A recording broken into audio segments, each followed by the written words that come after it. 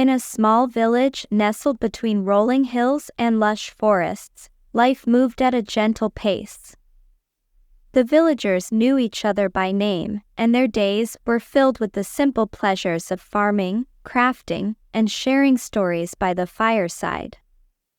It was a peaceful place, but like any village, it had its share of troubles. The village was often troubled by petty disputes, broken fences, and lost livestock. The villagers did their best to resolve these issues, but sometimes they needed a helping hand. Fortunately, they had Sir Cedric, a kind and noble knight who had made it his mission to help those in need. Sir Cedric was a man of impressive stature, with broad shoulders and a gentle smile. He had once been a warrior in the king's army, but after many years of battle, he had retired to the village, seeking a quieter life. Despite his fearsome appearance, Cedric had a heart of gold. He spent his days helping the villagers with their problems, no matter how big or small. One sunny morning, Sir Cedric was tending to his garden when he heard a commotion coming from the village square. Curious, he put down his tools and walked over to see what was happening. He found a group of villagers gathered around a young woman who was clearly distressed. "What's the matter, Eliza?" Sir Cedric asked, his voice filled with concern. Eliza, the village baker, looked up at him with tear-filled eyes. "Oh, Sir Cedric, it's terrible. My bakery was broken into last night, and all my ingredients have been stolen. I don't know how I'll bake bread for the village without them." Cedric's heart went out to Eliza. He knew how much the bakery meant to her and how important her bread was to the villagers. "Don't worry, Eliza. I'll help you find your ingredients and catch the thief." Eliza smiled weakly, grateful for Cedric's support. "Thank you, Sir Cedric.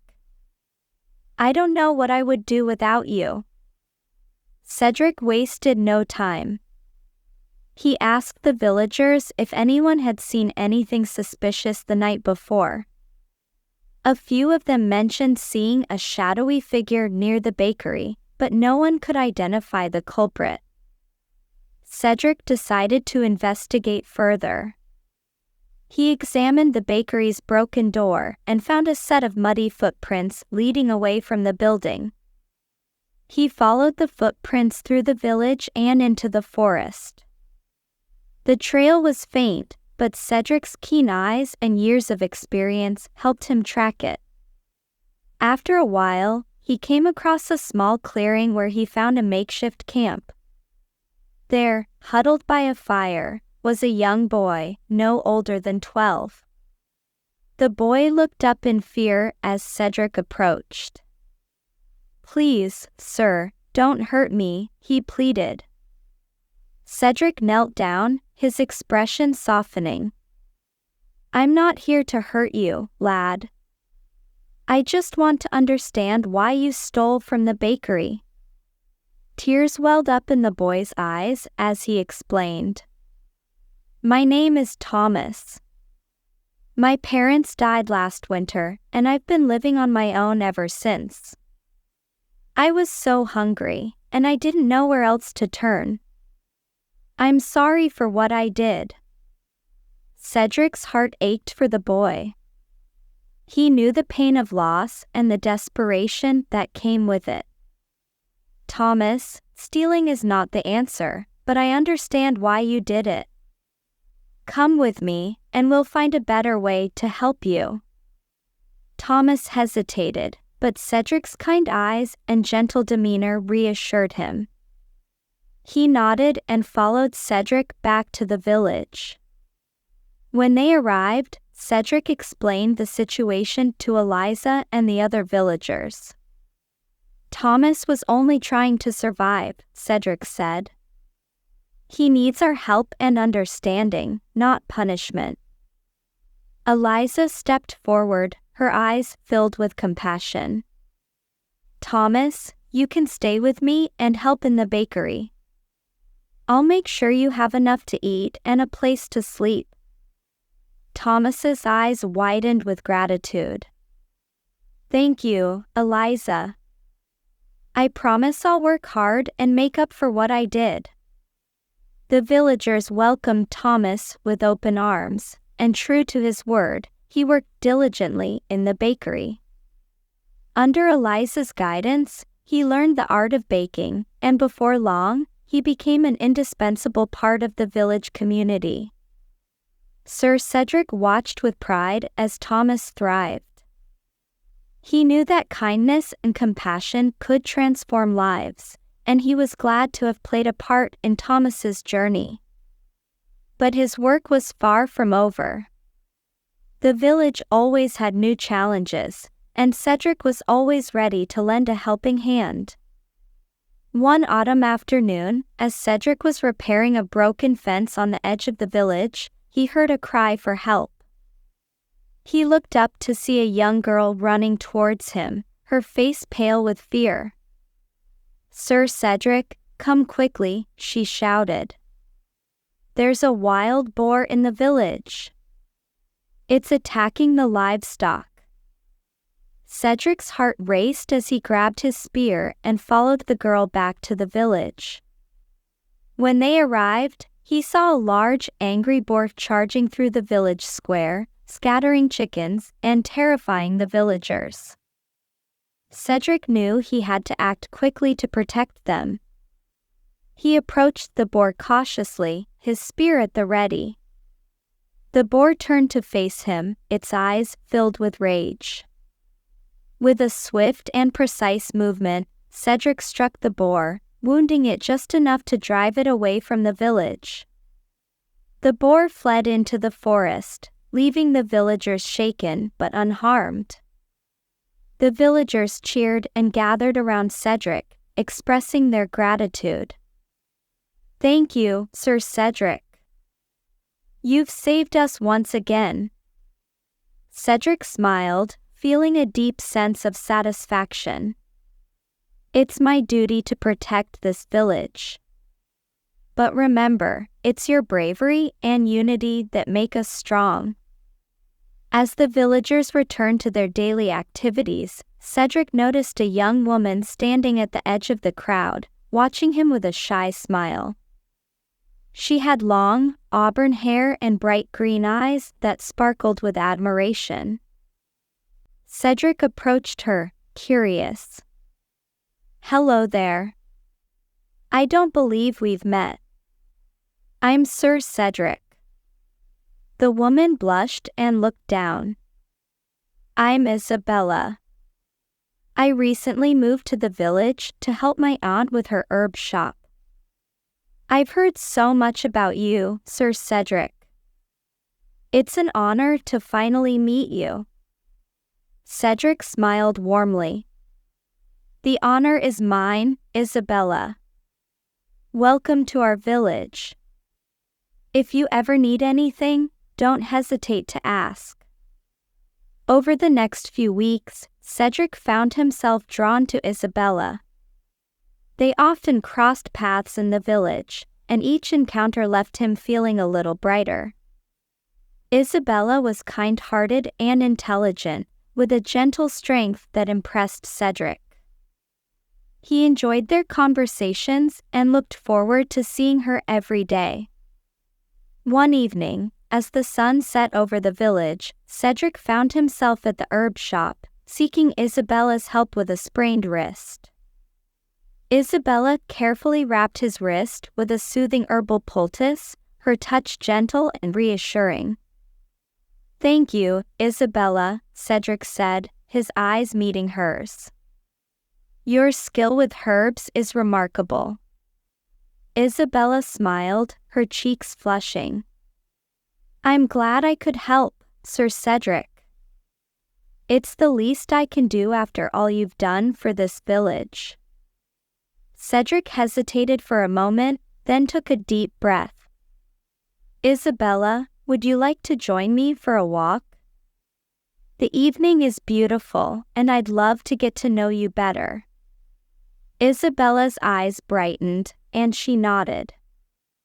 I'd like that very much. They walked through the village, enjoying the cool evening air and the peaceful sounds of nature. They talked about their lives, their dreams, and their hopes for the future. Cedric learned that Isabella had a deep love for nature and a passion for healing. Isabella discovered that Cedric, despite his warrior past, had a gentle soul and a desire to make the world a better place. As the stars began to twinkle in the night sky, Cedric and Isabella found themselves by the village's old stone well. They sat down on the edge, the atmosphere filled with a comfortable silence. Isabella, Cedric began, his voice soft and sincere. I've grown quite fond of you. Your kindness and strength have touched my heart. I know we haven't known each other long, but I feel a deep connection with you. Isabella looked into Cedric's eyes, her heart pounding. I feel the same way, Cedric. You've shown me what true courage and compassion look like. I admire you more than words can say. Cedric took her hand in his heart swelling with emotion. Isabella, would you consider sharing your life with me? I know it may seem sudden, but I believe that together, we can create something truly beautiful. Tears filled Isabella's eyes as she nodded. Yes, Cedric. I would be honored to share my life with you. From that moment on, Cedric and Isabella's bond grew stronger. They supported each other in their endeavors, and their love blossomed like the flowers in Isabella's herb garden.